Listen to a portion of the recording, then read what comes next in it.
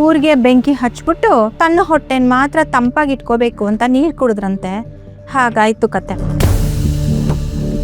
ಸುಮ್ಮನೆ ಮಾತುಗಳನ್ನ ಕೇಳಿಸೋದನ್ನ ಅವಾಯ್ಡ್ ಮಾಡೋಕ್ಕೆ ಕಿವಿಗೆ ನೀರು ಹಾಕೊಳ್ಳೋ ಆಪ್ಷನ್ ಇದ್ದಿದ್ರೆ ಅದನ್ನೇ ಮಾಡ್ತಿದ್ದೆ. ಆದರೆ ಇಲ್ಲವಲ್ಲ. ನೀ ಹೇಳೋದು ಕರೆಕ್ಟೇನೆ. ಊಟ ಬಲ್ಲವನಿಗೆ ರೋಗವಿಲ್ಲ, ಮಾತು ಬಲ್ಲವನಿಗೆ ಜಗಳವಿಲ್ಲ ಅಂತಾರೆ. ಹಾಗೆ ನೋಡೋಕೆ ಹೋದರೆ ಮೌನ ಬಲ್ಲವನಿಗೆ ಜಗಳವಿಲ್ಲ ಅಂತ ಹೇಳಬೇಕು ಅಲ್ವಾ? ನೋಡು ಕಲ್ಯಾಣಿ, ನನಗೆ ಸುತ್ತಿ ಬಳಸಿ ಮಾತಾಡೋದಕ್ಕೆಲ್ಲ ಬರೋದಿಲ್ಲ. ನೇರವಾಗಿ ವಿಷಯಕ್ಕೆ ಬರ್ತೀನಿ. ನೀನು ಕೃಷ್ಣನ ಕರ್ಕೊಂಡು ಹೋಗಿ ಆ ಅಂಗಡಿನಲ್ಲಿ ಕೆಲಸಕ್ಕೆ ಸೇರಿಸೋ ಗೇಮ್ ಮಾಡಿದೆ, ಆದರೆ ಅದನ್ನು ನಾನು ಒಪ್ಕೊಂಡೆ. ಆದರೆ ಈಗ ನಿನ್ನ ತಂಗಿನೂ ಕರ್ಕೊಂಡು ಬಂದು ಕೆಲಸಕ್ಕೆ ಸೇರಿಸಿದೆಯಲ್ಲ, ಏನು ನಿನ್ನ ಪ್ಲ್ಯಾನು? ಅವಳಿಗೆ ಕೆಲಸ ಕೊಡ್ತೀನಿ ಅಂತ ಮಾವ ಯಾವತ್ತೂ ಹೇಳಿದ್ರು. ಅವಳು ಇವಾಗ ಡಿಸೈಡ್ ಮಾಡ್ಕೊಂಡು ಜಾಯ್ನ್ ಆಗಿದ್ದಾಳೆ. ಇದರಲ್ಲಿ ಪ್ಲ್ಯಾನ್ ಮಾಡ್ತಿರೋದಂತ ಏನಾದರೂ ಅನ್ನಿಸ್ತಾ ಇದೆಯಾ ನಿಮಗೆ? ಕಲ್ಯಾಣಿ, ಸಾಕು ನಾಟಕ. ನೀನು ನಿನ್ನ ತಂಗಿ ಇಬ್ಬರೂ ಸೇರಿಕೊಂಡು ಈ ಮನೆನ ಕಬ್ಜಾ ಮಾಡ್ಕೋಬೇಕು ಅಂತ ಏನಾದರೂ ಪ್ಲ್ಯಾನ್ ಮಾಡಿದರೆ ಅದು ಈ ಜನ್ಮದಲ್ಲಿ ನಡೆಯೋದಿಲ್ಲ, ನೆನ್ಪಿಟ್ಕೋ.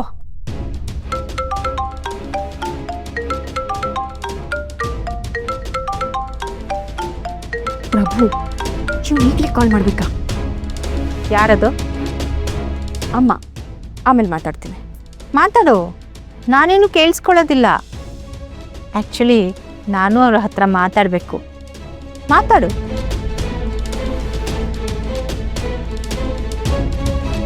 ಕಲ್ಯಾಣಿ, ಡಯಲ್ ಮಾಡು ನಿಮ್ಮಮ್ಮಂಗೆ. ಯಾಕೆ ಟೆನ್ಷನ್ ಮಾಡ್ಕೊಂಡಿದ್ಯಾ? ಮಾಡ್ತೀನಿ.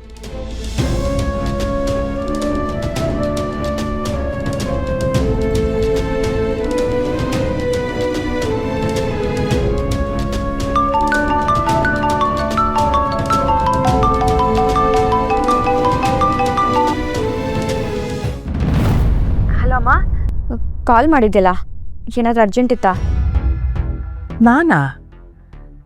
ನಾನು ನಿನಗೆ ಕಾಲೇ ಮಾಡಿಲ್ವಲ್ಲ ಪುಟ, ನೀನೇ ಮಾಡಿದ್ದಲ್ವಾ?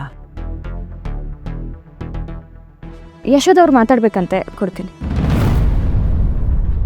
ತಗೊಳ್ಳಿ.